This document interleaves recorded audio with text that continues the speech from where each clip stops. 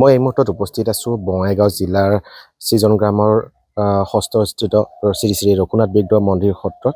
কাৰণ দিন পিছতে ৰাজদৌল উৎসৱ ইয়াত অনুষ্ঠিত হ'ব আৰু এই ৰঘুনাথ বিগ্ৰহ মন্দিৰ সত্ৰটোত ঐতিহাসিক মন্দিৰ আৰু এই মন্দিৰটোত হেজাৰ হেজাৰ লোকৰ আগমন ঘটে দৌলৰ সময়ত। আৰু মই পোনে পোনে তেওঁলোকৰ সৈতে পৰিচালনা সমিতিৰ সম্পাদকগৰাকী আছে, তেওঁৰ সৈতে কথা পাতিব বিচাৰিম কেনেকুৱা ধৰণৰ এইবাৰ তেওঁলোকে আয়োজন কৰিছে, কি ক'ব যিহেতু ৰাজদৌল আপোনালোকৰ ৰঘুনাথ বিগ্ৰহ মন্দিৰ সত্ৰ অনুষ্ঠিত হয় প্ৰতি বছৰে, হেজাৰ হেজাৰ লোক ভক্তৰ সমাগম ঘটে, এইবাৰ প্ৰস্তুতি কেনেকুৱা?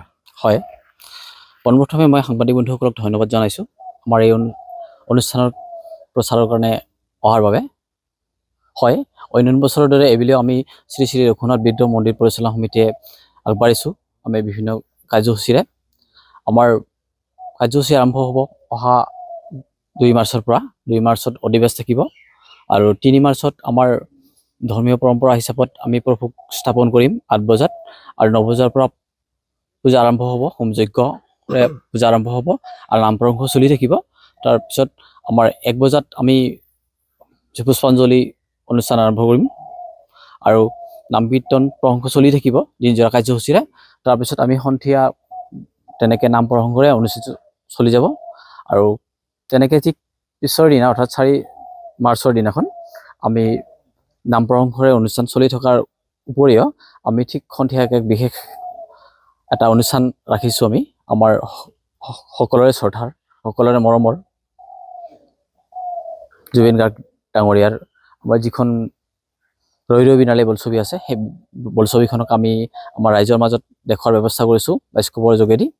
গতিকে আমাৰ এই প্ৰস্তুতি চলি থাকিব আৰু আপোনালোকৰ সংবাদ মাধ্যমৰ যোগেদি আমি এটা অঞ্চলৰ ৰাইজৰ উপৰিও আমাৰ বঙাইগাঁও জিলাৰ উপৰিও আমাৰ এই জাতিকাষৰীয়া যিখন জিলা আছে, ধৰ বঙাইগাঁও, গোৱালপাৰা, কোকৰাঝাৰ, ধুবুৰী, বিভিন্ন ঠাইৰ পৰা মানুহ আহে, লোকালয় নহয়। এইবিলাকো যাতে ভক্তপ্ৰাণ ৰাইজে আহি আমাৰ অনুষ্ঠানখন চলাই নিয়াত সহায় সহযোগিতা আগবঢ়ায়, সেয়ে কামনা কৰিছোঁ।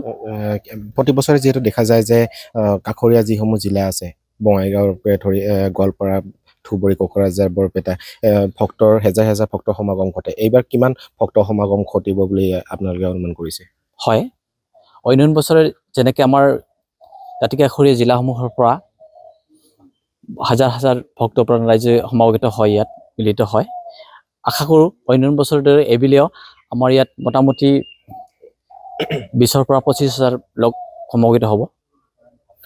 হয়, উল্লেখ কৰিব লাগিব এয়া হৈছে ষষ্ঠস্থিত আমগুৰি ষষ্ঠস্থিত শ্ৰী শ্ৰী ৰঘুনাথ বিগ্ৰহ মন্দিৰ সত্ৰ আৰু এই সত্ৰখনৰ ঐতিহাসিক সত্ৰখনৰ ঐতিহ্য হৈছে এই যি ৰঘুনাথ বিগ্ৰহ মন্দিৰ সত্ৰখনৰ সেউজীয়া ৰামৰ মূৰ্তি বহি থকা যি মূৰ্তি আছে, এয়া অসমৰ ভিতৰত প্ৰথম সেউজীয়া ৰামৰ মূৰ্তি থকা এটা ৰঘুনাথ বিগ্ৰহ মন্দিৰ সত্ৰ আৰু ভাৰতৰ ভিতৰত দ্বিতীয় বুলি ইতিমধ্যে চৰ্চাত থকা এটা মন্দিৰ সত্ৰ। আৰু তাৰ বাবে হেজাৰ হেজাৰ লোকৰ সমাগম ঘটে। বিভিন্ন বিশেষকৈ দৌল উৎসৱ ইয়াতে উদযাপন কৰা হয় আৰু দৌল উৎসৱৰ সময়ত যি কাষৰীয়া জিলাসমূহ আছে, কাষৰীয়া জিলাসমূহৰ পৰা হেজাৰ হেজাৰ ভক্তৰ সমাগম ঘটে প্ৰতি বছৰে। আটকধুনীয়াকৈ এই যি দৌল উৎসৱ পালন কৰে এই ৰঘুনাথ বিগ্ৰহ মন্দিৰ সত্ৰটো আৰু প্ৰতি বছৰৰ দৰে এইবাৰো তেওঁলোকে বিশেষভাৱে প্ৰয়াত শিল্পী জুবিন গাৰ্গৰ যিখন শেষৰ ছবি ৰৈ ৰৈ বিনাল এখন তেওঁলোকে এই কাৰ্যসূচীৰ মাজত ৰাখিছে। তেওঁলোকে এই অঞ্চলৰ ৰাইজক দেখুৱাৰ ব্যৱস্থা কৰিছে পৰিচালনা সমিতিয়ে আৰু এনেকৈ এইবাৰ যি দৌল উৎসৱ উদযাপন কৰিবলৈ লৈছে।